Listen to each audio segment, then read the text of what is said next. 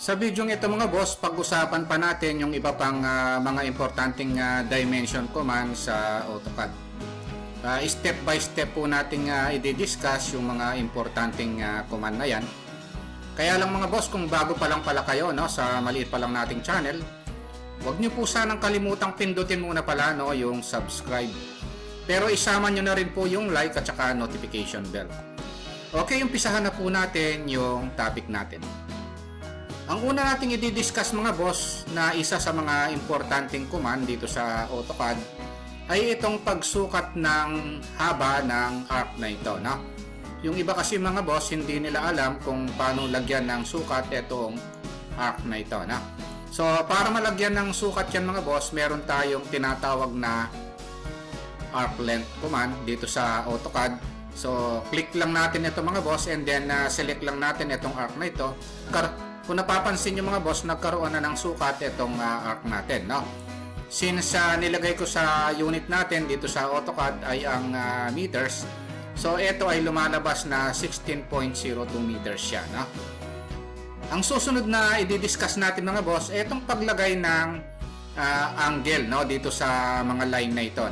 So para mailagay yan, meron tayo dito itong tinatawag na angular. So ito yung angular dimensioning. So click lang natin. Pag na-click natin yan, ise-select lang natin yung dalawang line para makuha yung angle nitong naka-slant na line na ito. So click lang natin, lumalabas na 21 degrees yung angle nito. Ang susunod na ida-dimension natin itong naka-slant na line na ito. So para ma-dimension ito, meron tayong tinatawag na ito yon, align dimension. So just click align and then click yung both end ng line na ito and then galawin natin yung mouse and then click. So ito na yun mga boss, meron tayong sukat na 26.12 meters. So ayan yung aligned dimensioning. So para naman ma-dimension itong rectangle na ito horizontally and vertically, so meron tayo dito na tinatawag na linear. So click natin yung linear and then click natin yung both end ng side ng rectangle na ito, then click and then click. So ayan So para ma-dimension itong kabilang side, itong vertical side na ito, so click lang natin itong linear dimensioning, then click end to end. And then galawin natin yung mouse, lumalabas siya na 12.65 meters siya. So ayan yung linear, arc, and angular dimensioning. Kaya lang mga boss, meron pang isang importanteng dimension command dito sa AutoCAD na madalas kong gamitin. Hindi na kailangan mag-align dimensioning tayo rito, mag-horizontal or linear dimensioning, mapa-horizontal, vertical man yan. Meron tayo rito mga boss nilagay siya sa icons, itong ribbon na ito.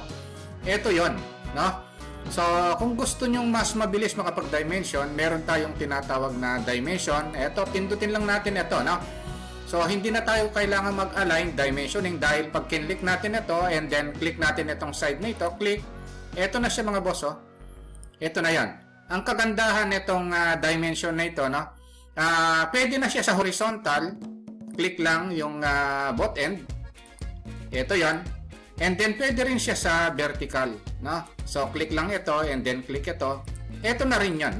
Kaya kung gusto nyong mabilis, horizontal, vertical, naka-slant man yan, ito na yung gamitin nyo mga boss. So okay, ayun lang mga boss, yung naging topic natin dito sa arc dimensioning, angular dimensioning, aligned, horizontal, and vertical dimensioning.